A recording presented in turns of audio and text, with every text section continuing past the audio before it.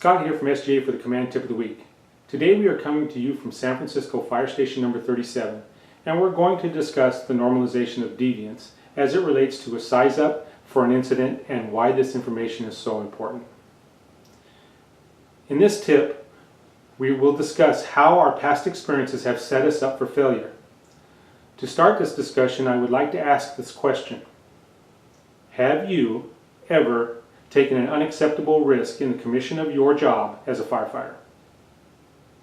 Now, in my experience, when this question has been asked to a group of firefighters, the answer is always a resounding yes. We have placed ourselves in unacceptable, risky situations on an occasion. In most cases, there have been no negative consequences from putting ourselves in this situation. So my impression of this statement is that we've been accidentally successful on numerous occasions throughout our careers. This leads to a distorted perception of our capabilities.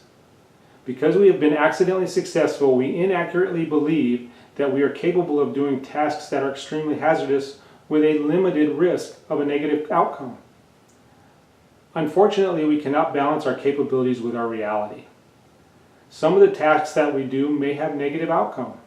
In my case, I had an overinflated impression of what I was capable of doing in 50 to 70 mile an hour winds, on a ladder with less than optimal footing, without the ladder being butted.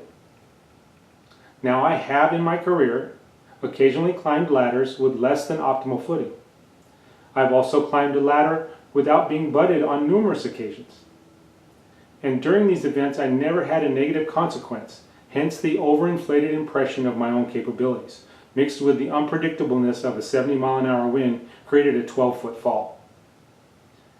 Now, it would be easy for me to blame this fall on the weather or on the ladder or the lack of manpower, but in reality, this fall was caused by me ignoring the risk analysis process.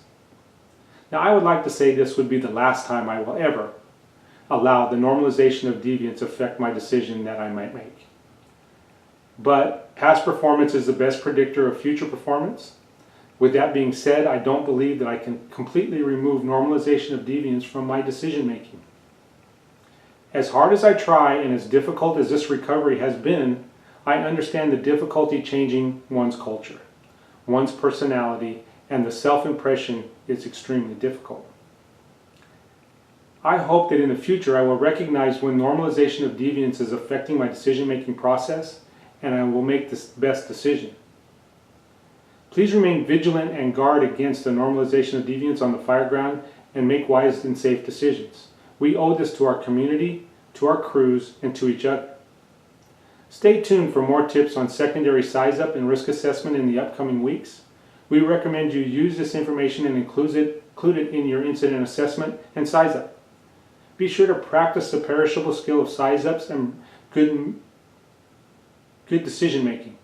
Please visit our website at www.scottgoodwinassociates.com for tools to help you master the skill of predicting fire behavior, establishing command, and practicing communication.